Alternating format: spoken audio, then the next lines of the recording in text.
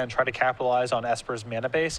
And Mono Blue Devotion, particularly Master of Waves, is very punishing against those types of decks. Definitely. So here we have both players. It looks like Erik Smith is going to be on the draw here. Both players kept their opening 7, and Tom Ross leads with a Temple of Abandon. So to give you a sampling of Tom's creature base here, Burning Emissary, Skylasher, Goreclan Rampager, Rakdos Cackler, Fire Drinker Satyr, Legion Loyalist, Fanatic of Xenagos, and Ash Zealot. So this is a very aggressive take on green-red aggro.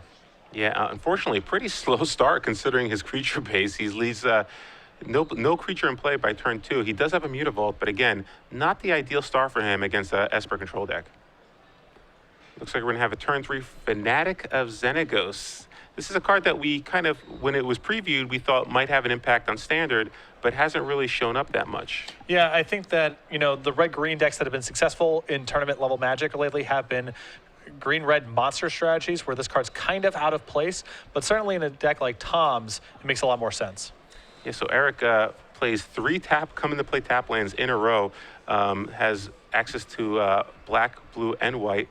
And Tom finally gets a creature on the board. Let's see if it's going to be able to actually deal damage to Erik, or does Erik have an Azorius Charm or a Doomblade? So even though Tom's draw is on the slower side here, you can at least understand the philosophy that's going on here. He's trying to get out in front of these decks and kill them or present lethal before they're able to get their really powerful stuff going. So it looks like 6 damage. It does go through, and now Rakdos Cackler joins the board. And does Erik have a Supreme Verdict? So it looks like he is going to play something. Is it going to be Supreme? Yes, Supreme Verdict. So he takes 2 from the Watery Grave, but he's able to wipe off all the creatures on Tom's side of the board. So now it's really critical for Tom to have a powerful follow-up here. He does have Mutavault, really critical tool for beating control decks. Yeah, so it looks like he's getting a lot of land. He doesn't play that many land, only 21, but he has 5 mana. One of them is that Mutavault, but he's able to play another Fanatic of Xenagos here, and he still can activate Mutavault and attack. So I believe Erik's life total is probably at 12 right now. Correct. He took 6 last turn and then 2 from the Watery Grave. Yeah. So Tom can drop him down to 10 here. He's got that 4-power Fanatic that came into play, and I think he might have a Lightning Strike in his hand too. So. And you can see Erik with Obsidat in hand, but unable to cast it because he doesn't have a 5th land that comes into play untapped. Really a good example of the struggles that Esper mana base can have at times against very aggressive strategies. And speaking of interesting card choices, Armed and Dangerous and Goreclan Rampager make short work. Funny note, you guys did not hear it, but before we brought this match on camera, Patrick actually asked for the Oracle text on Armed and Dangerous, so we have that ready for you. Target creature gets +1/+1 and gains double strike until end of turn. That is the red side of the card, and most likely that is the only side of the card that Tom will ever really cast. He was able to give his Fanatic double strike and +1/+1, and then the Rampager obviously pumped it even more. So Tom was able to do, I believe, 16 points of damage in 1 turn. Yeah, and that's even through a Jace activation. That's a pretty incredible demonstration of Tom's range there. And his draw was pretty poor. Did nothing for the first 2 turns of the game.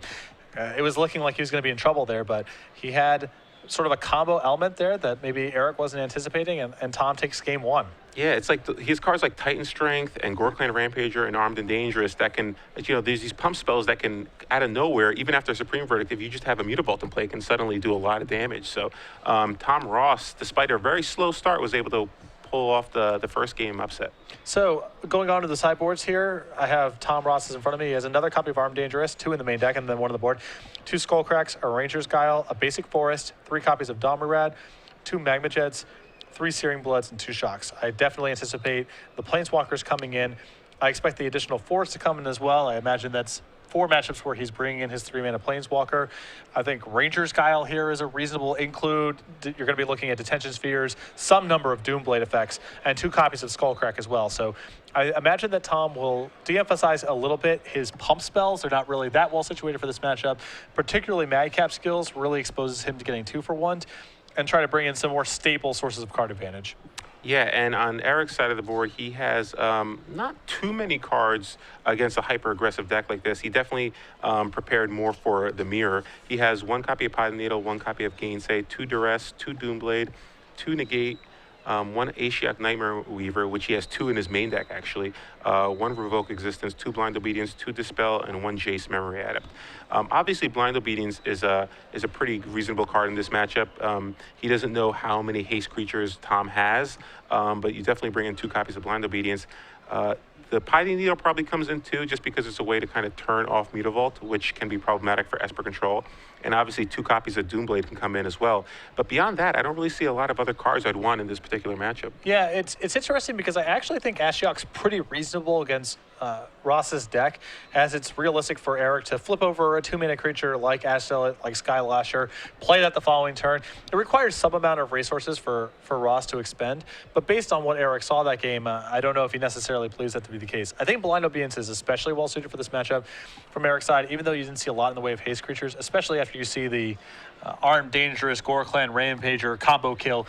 He has to be really wary of haste creatures, and he can reasonably anticipate that Tom has a lot of these in his deck because clearly there's some tools in his deck that are quite powerful alongside haste creatures. And not only that, but he could have to deal with Hammer Perforos, which is certainly a reasonable thing to expect out of a deck like this. Absolutely. We know that Tom doesn't have it, but that doesn't mean that Erik doesn't. So both players looks like they're ready to present to their opponents.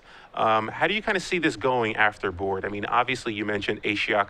Probably not an amazing card in this matchup, but I'm kind of with you. It could randomly be it could be okay just because it's a way for you to get a blocker potentially in play early on. I'm curious. It depends what kind of cards Erik wants to sideboard out. His exact permission suite might guide some of this. He's playing 4 main deck copies of Thoughtseize. Maybe he doesn't want all of those as well.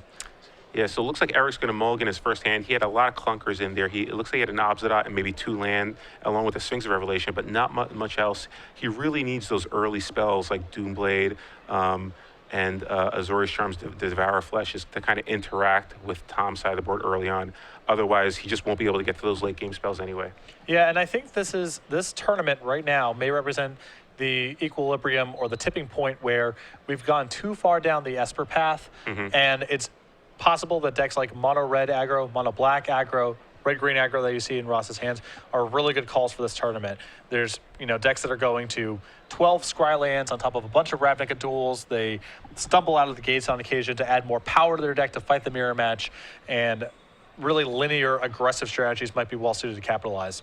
So Erik leads with a Temple of Silence here, and he's going to scry the card to the bottom of his library. Tom looks like he has Stomping Ground. He's going to pay 2, kind of untap, and Fire Drinker Satyr enters play. So a little better start than last time. But again, it didn't matter last game. So so Erik has yet another Scryland, so not really much you can interact with right now. Tom does have that Mutavault again.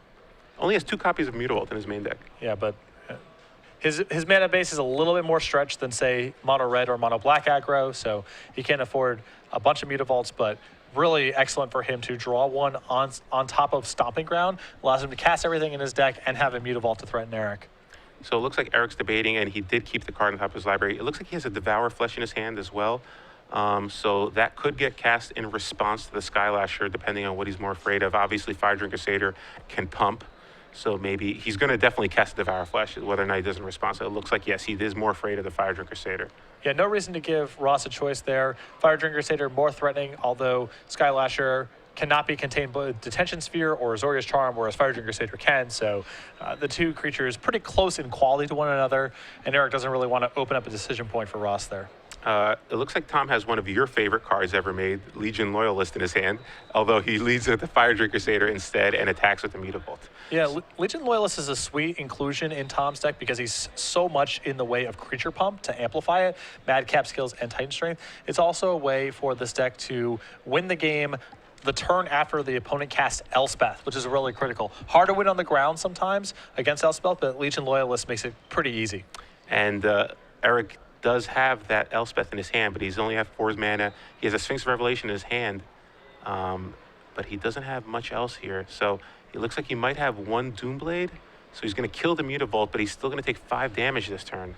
And Tom going full throttle here doesn't really respect the possibility of Supreme Verdict at this point because Erik most likely would have played it last turn, trying to put the pedal to the metal and end the game as quickly as possible.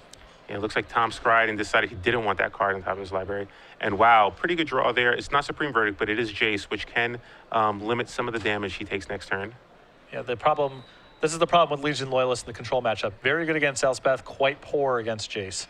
So it looks like he drew a Rampager, and he does have a Titan Strength as well. So this might be enough. Let's see here. Everything gets shrink down, so he's only take 3, 7, 8. Yep, that is exactly. It's going to be 10 damage there. Titans, timely Gorkland Rampager from Tom there, and he's able to defeat Eric Smith 2-0 in this matchup. And this is kind of what we thought about. We thought in response to all the Esper decks out there, you're going to see two things. You're going to see people play Esper but gear their decks to beat the mirror, or you're going to see people play hyper aggressive decks that take advantage of those Esper decks.